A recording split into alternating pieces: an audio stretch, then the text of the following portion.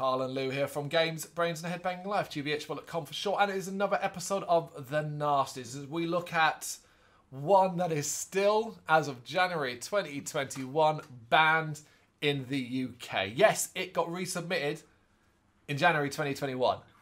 That's modern. And was refused a UK DVD certificate by the BBFC. It is, of course, you've seen the title, Gestapo's Last Orgy, the Italian name being L'Alimenta Orgio del Reich, which literally translates as Last Orgy of the Third Reich. Yeah. It is obviously an Italian Nazi exploitation film directed and co-written by Cesare Canavari and starring Daniela Poggi. No, that's her name. Yes. Poggi. This is... I don't want to keep saying this where it's like, this is the infamous Nasty. This is the most infamous Nasty. Because I don't think it is in the sense of what's well known in pop culture references and all that. But if you're going to put a film in front of me, in front of us as we did it, and go, well, explain why this one is a Nasty. This. No question. Yeah. So easy to completely understand. Completely. Because it is fucking offensive. At many times. Unnecessarily so. Confusingly so.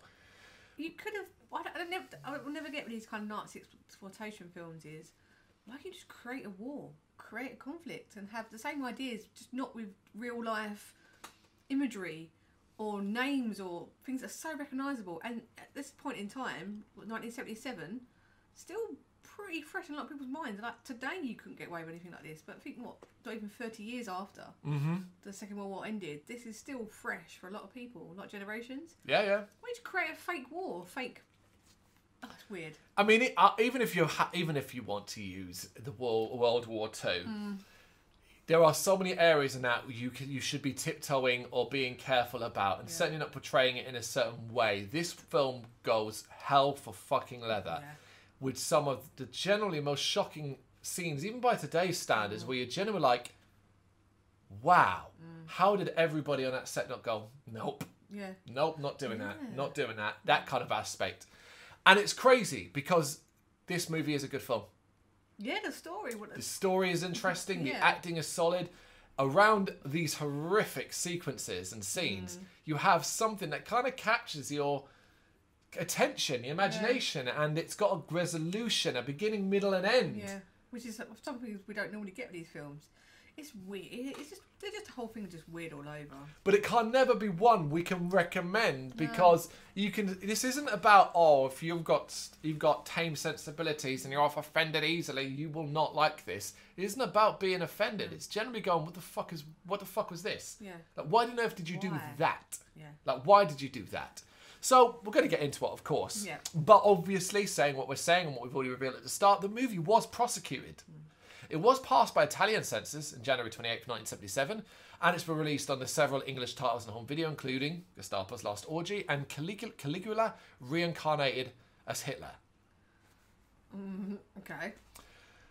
I get that to a degree because I think there's a certain scene and sequence that's trying to sort of play up to the whole debauchery of that kind of era. The sort of, I can't remember the name of the movie. You know, but yeah, that kind of thing. I get that. But, you know, the whole reincarnated as Hitler, you're like, what? Yeah. Thankfully, Hitler doesn't make an appearance in this movie, but it wouldn't surprise me if they fucking did. Oh, yeah. So, the film begins with a man named Conrad von Stark, who's played by Adriano Micatoni. And he's driving down a road listening to a trial, war crimes trial on the radio. So, basically, we're post-World War II. Yeah. And high-ranking Nazi officials, soldiers and all that are being tried for war crimes. He stops his car and ends up at the ruins of what is a camp, basically. It's quite clearly a camp. And, you know, you quickly establish, well, it's probably a death camp. Yeah. He's there because he's meeting a woman called Lisa Cohen, played by Daniela Poggi. It's revealed that Lisa is a former prisoner of the camp and that the man Conrad is the former commandant who has arranged to meet her several years after the end of World War II. A lot of this isn't really said. There's a lot of not so much dialogue between them at the start, particularly when they sort of meet up and they're sort of looking at each other and stuff like that. You can kind of establish, it's one of those where you're like, oh, she was probably a prisoner here, particularly as, oh no, I wouldn't say he looks German, he looks Italian, because he was Italian, you know, that aspect. he ends up thanking her for the testimony that she provided at his war crimes trial, which saved him from obviously being killed. And ended up helping him being integrated into what was West Germany at this time. So, yeah, there's your kind of plot point. So she testified in support of him. So you get put in prison or executed. So they kind of walk around the camp and aspects like that, just walking around sort of thing. He follows her like a puppy dog a lot of the time. And he basically constantly trying to kiss her or touch her. And they do end up having sex. Yeah. But it's clear he's infatuated with her. Well, she's got a very cold demeanour, you know, that kind of thing. And the idea is now we're going to work out why. Because we do it in flashback forms. Occasionally we jump back to modern times as we kind of continue this walk around and him fawning over her and stuff like that. But basically we flash back to a time that when she was in the camp. And a shipment of female prisoners arrived, which obviously includes Lisa. So immediately sent to the gas chamber, and some are burned alive. All of this we see. We see naked women in a gas chamber with gas, probably just smoke or whatever being put in. You see others being burned alive, and you're straight away like, cool, okay, you know? Yeah. Then, of course, because this film is unrelenting at times, in another woman, loads of women are stripped naked, and there's a load of naked members of the SS soldiers, and they're showing a porn film, basically, which includes imagery of rape, mother and daughter, incest, bondage, corprophagia, lovely. Urination and extreme sex, and it's all explained by this woman as well. Like, the mother and daughter one is like, it's like punishment. It's like these two have been put in the 69 position and are tied together and they'll stay there until they die, and stuff like that. And you're like, you are like, the fuck is happening? What is this? Like, what is going on? Particularly as this arouses the men, and they're then given free reign on the women. So the women are raped, tortured, sodomized with bats, sexually humiliated in what is a mass orgy, all while Commandant Stark and a visiting SS General watches. And I mean, I wouldn't blame you if you were like, nah, this is not for me. It's a weird interest of giving it a go, and then Yeah, because here's the thing: this sort of violent sexual content isn't rare in a nasty, but at this point, you've really not been given anything beyond any kind of story, any development. You just, here's the prison, when the flashback, here's the prison, here's the women, here's some horrible shit, here's some more horrible shit. And you're like, oh, is this what we're about to get throughout the entire movie? Strangely, if you stick with it, it will get better.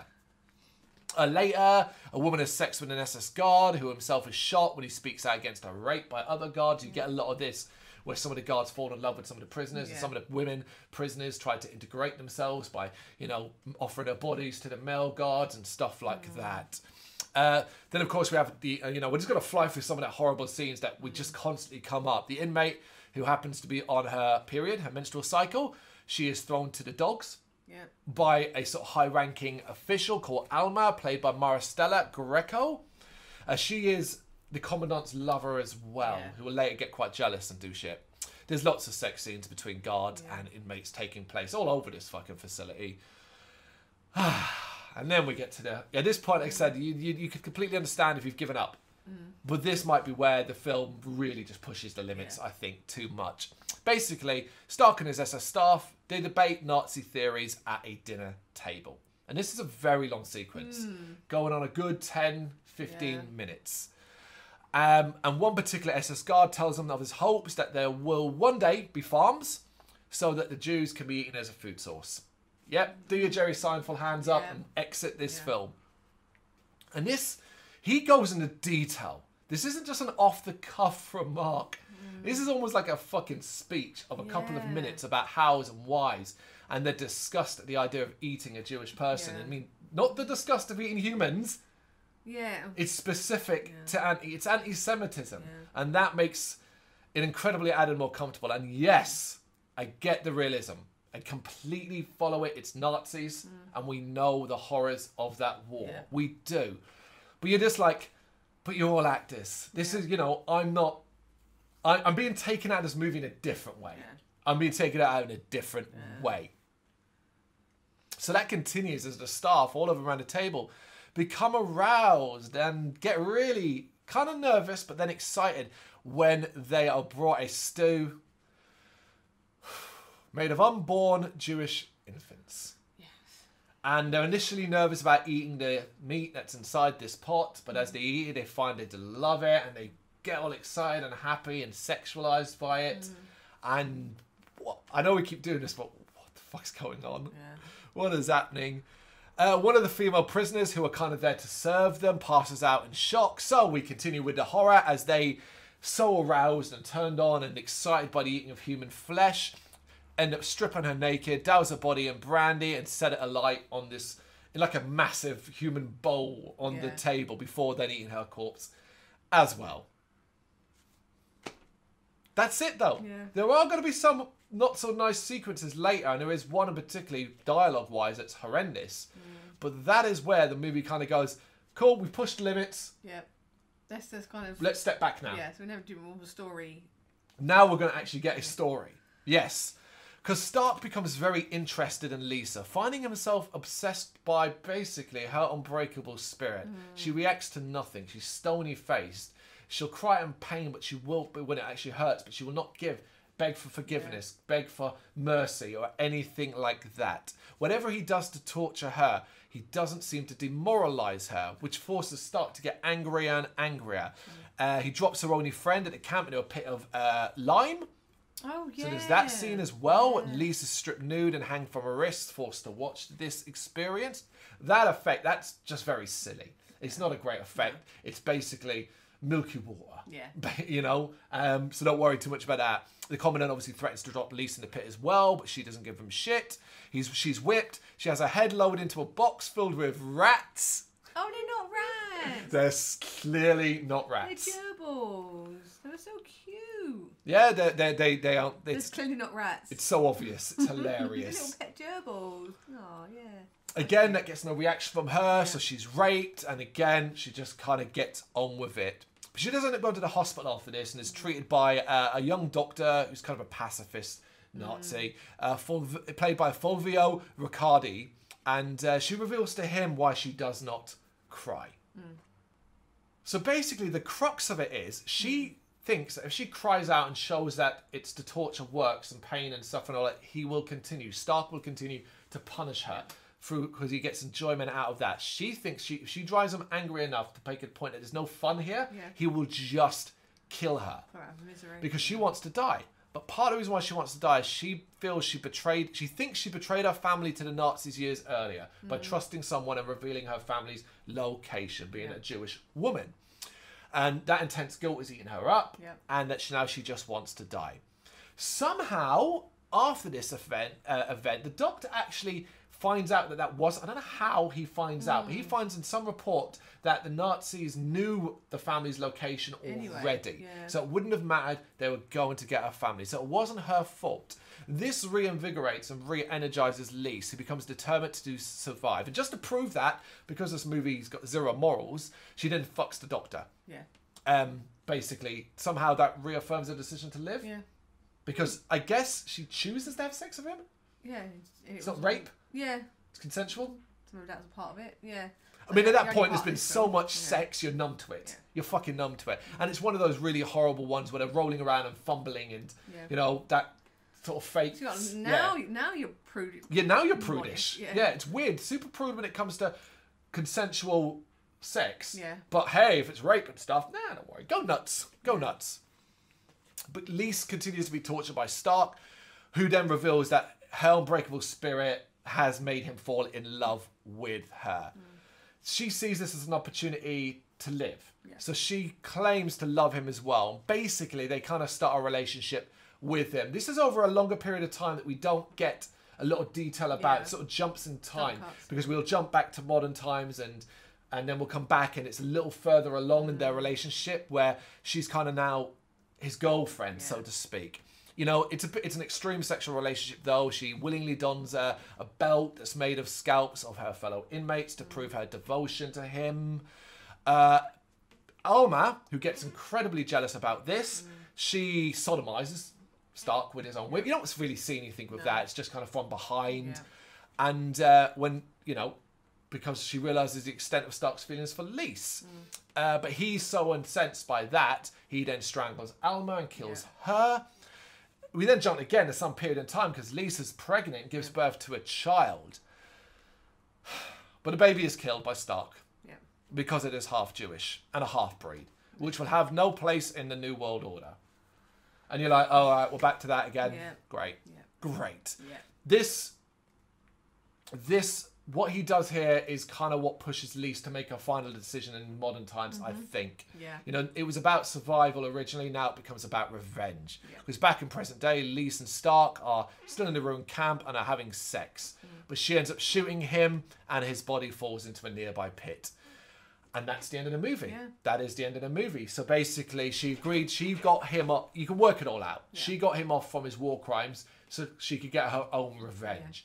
I'm not sure I quite understand that. I think being tried and found guilty of such horrendous things and being executed in that fashion would be more than punishment enough.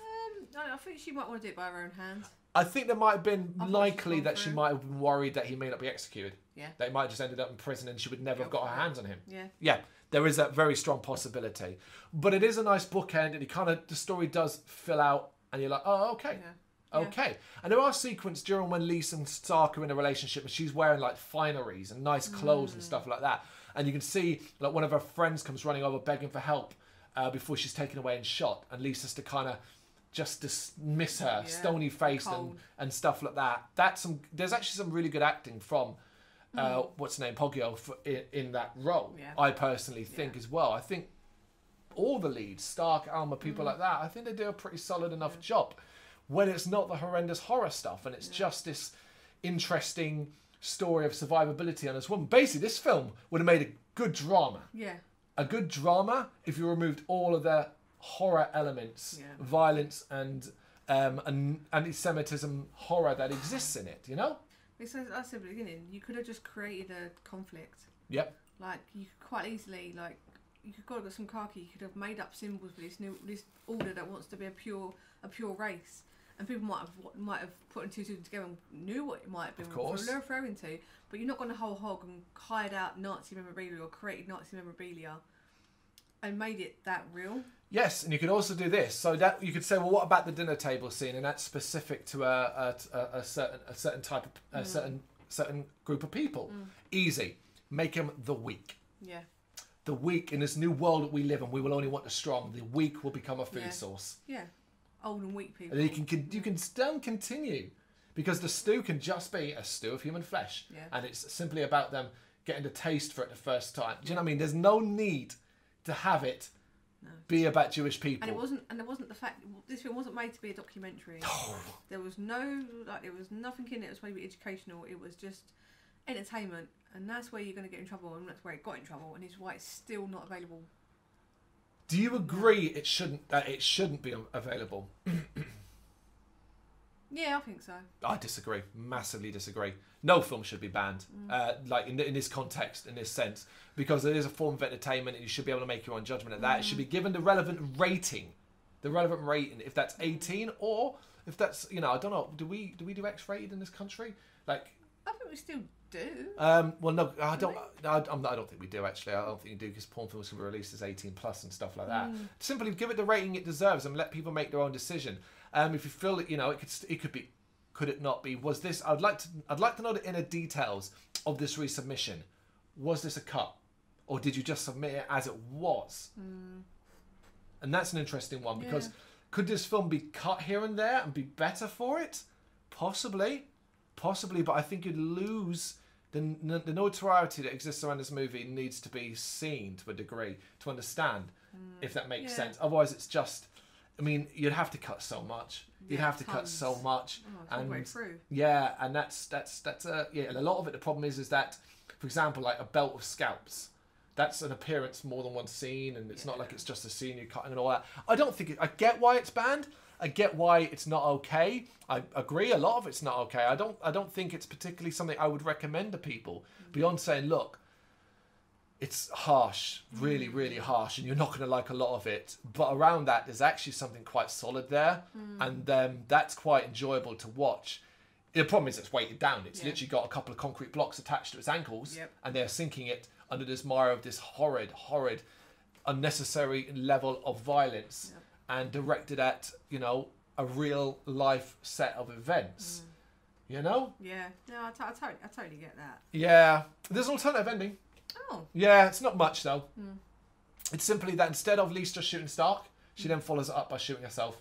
No, I don't like that. I actually agree in that sense. I don't think it matters whether or not we had a hopeful ending or anything like that. But I think her shooting herself completely goes against the entire survivability second half of the film. Yeah, and why does he get to, like, does it show that he got to win? It's like, no. She gets revenge and she'll try to piece Piece of life together, yeah. Yeah. That's all. That's it. I agree. The alternative ending wasn't the one that was used, put it that way. It's Gestapo's last orgy. I don't think we're going to get much more controversial than this. No. I really, really don't. This was always going to be one that was high on the controversy. I knew it beforehand. It's also one that was very difficult for us to find completely uncut. And obviously, we found it in a certain way. I'm not going to reveal how, but that, you know, you can make up your own mind on that one. I don't think it's going to get any worse than this. There are going to be things and moments that are worse, but as an overall package, I just wish I could say, hey, it's actually a really good film. Because there's so many things that are good about it. Yeah, it's like, just bogged down. Yeah, that's a real shame because you're watching it annoyed at the film. You're like, why? Why are you telling such a good? Why are you telling a good story that's structured right, doesn't feel messy, is well acted, isn't the worst visually or anything like that? Why are you doing all of that when you're interjecting? Like, it's like two different people working in this movie. Yeah. One did the drama, and that side another went along. I'll be the guy that inserts the offensive shit. We had it with the last one. The last one we watched like this one. Yeah, Beast and Heat. Well, there was a side plot of like resistance. Yeah, it's crazy. And then it would cut to like this rampant guy, just like shagging all these women, like his poor ripping pubes out and stuff like that. It was just like, just trying to kind of cover their own backs. Well, poorly, because you're not going to get away with a lot. So. If you've seen it, or if you're going to see it, make up your own mind. You might think, listen, guys, you're going to get a bit stressy about nothing, or you think it's a terrible movie overall. But let us know in the comments. Thank you very much for watching. You can check us out on gbhbl.com as well as on Facebook, Instagram, Twitter and Tumblr. Go to Patreon and help us out over there. That's patreon.com/gbhbl, as well as Big Cartel, where you can find some of our merchandise. We have a podcast running on SoundCloud and Apple Podcasts. And of course, if you like this video, do us a favour, hit the subscribe button and help the channel grow. Games, horror and heavy metal. What else is life for?